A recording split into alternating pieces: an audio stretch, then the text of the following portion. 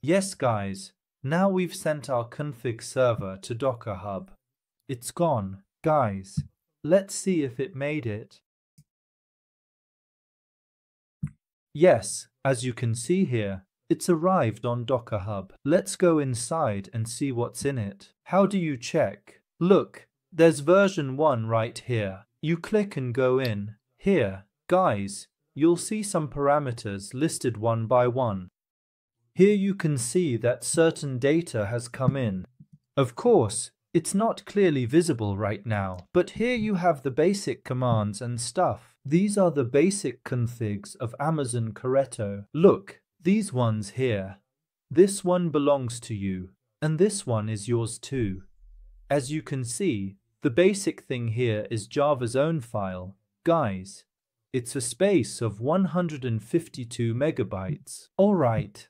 Let's go back to our root. So what are we going to do here? We've already handled one, but we need to do the others as well. So we should also create a Docker file for both out and the user microservice. Guys, they're all the same. There's nothing different anyway. I'm copying this from here. Look, now I'm copying it. I'm going to paste it into out. You paste the Docker file with the same name. The only thing that will change is this. Guys, look, here it says build.config server, right?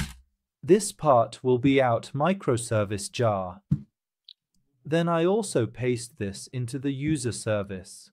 I pasted it. It's done.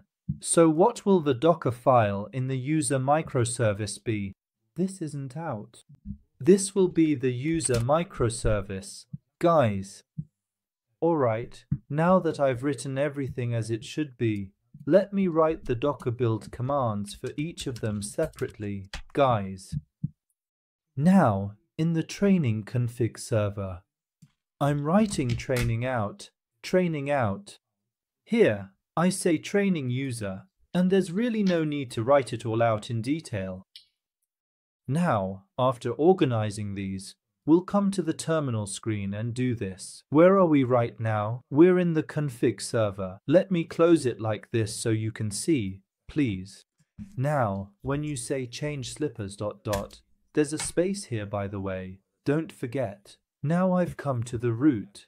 I'm at the root. I'm going to switch to out. I entered the out microservice with cd out. Look, I'm going to run this command. I'm pasting it. It's created. Guys, now from here, this time I'm switching to user. I had prepared this for user as well. I'm creating this one the same way. Guys, don't get this mixed up.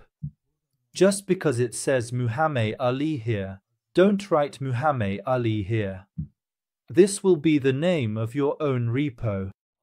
It could be Ahmet, Semel, Dior, or Fatma. Whatever you wrote here, that's what you'll write here. Understood? Alright, let's continue. Now, where are these? Look, they're right here. They've come with version 1s. So now I'm saying, push out to Docker Hub. Push user to Docker Hub. These will go as well. Uploading these will also take some time. Look, 362 megabytes. These are probably around that size too. Guys, the first upload of these takes time. Why? Because on the first upload, it goes with all the parameters inside. The next versions, 2, 3, 4, will go faster. The reason is, due to changes only in your jar file, it only sends that. For example, how much? Is it 30 megabytes? You would push 30 megabytes. The other components are already on the server. You don't have to push 360 megabytes over and over again each time. Alright, now these will go one by one, and our system will finally be ready as it should be. Guys, now the system should work as it's supposed to. Guys. Okay, So what are we going to do now? Let's come over here. What did we do in the process we wrote? We built our code. After building, we created a Docker file to create a Docker image. Then, by running Docker build, we created the Docker image on Docker desktop. After that, we pushed these images to Docker Hub by using push here. So now, what do we need to do? We need to deploy this system on a Google Cloud Kubernetes cluster. I'll be showing you step by step how to do this, friends.